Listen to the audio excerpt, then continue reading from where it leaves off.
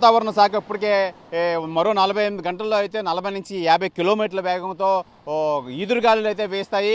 అలాగే అక్కడక్కడ మబ్బులతో మోస్తారు వర్షాలు పడతాయని చెప్పి వాతావరణ శాఖ అయితే వెల్లడించింది. ఇప్పుడు మనం విశాఖ సముద్ర తీరాన్ని అయితే ఉన్నాం. మనం చూడొచ్చు ఇప్పుడు మొత్తం అంతా సముద్రం కూడా అల్లకల్లోలంగా ఉండి కెరటాలు అవి ఉవ్వేసి పడుతున్నట్టు ఉన్నాయి. ఈ నేపథ్యంలో మొత్తం అంతా నిర్మానుష్యంగా ఉంది విశాఖ సముద్ర తీరం అంతా. మనం ఈ వాతావరణ శాఖ హెచ్చరించింది అయితే మోస్తారు వర్షాలు పడతాయి. అయితే శ్రీకాకుళం, విజయనగరం, అల్లూరు సీతారామరాజు జిల్లా అలాగే ఈ ప్రాంతాల్లో అయితే మోస్తరు వర్షాల నుంచి భారీ వర్షాలు కురిసే అవకాశం అయితే ఉంది. ప్రస్తుతానికైతే రానున్న 40 నుంచి 50 కిలోమీటర్లు ఈదురుగాలు అయితే వేస్తాయి అని చెప్పి వాతావరణ శాఖ అయితే వెల్లడించింది. వాతావరణం మబ్బుగా ఉండి అక్కడక్కడ వర్షాలు పడే అవకాశం అయితే ఉంది. అయితే ఆంధ్ర ప్రాంతానికి సంబంధించి ప్రత్యేకమైన హెచ్చరికలు అయితే ఏమి లేవు. కొన్ని ప్రాంతాల్లో నైరుతి ఋతుపవనాలు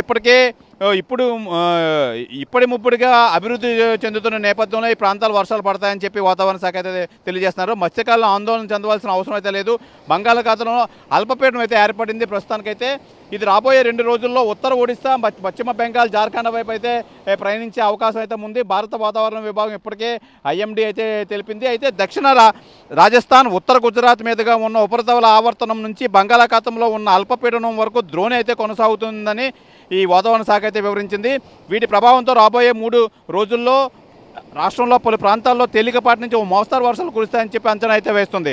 దక్షిణ కోస్తా రాయలసీమలో వేడి, తేమ, అసౌకర్య వాతావరణం నెలకొంటుందని చెప్పి పేర్కొంది.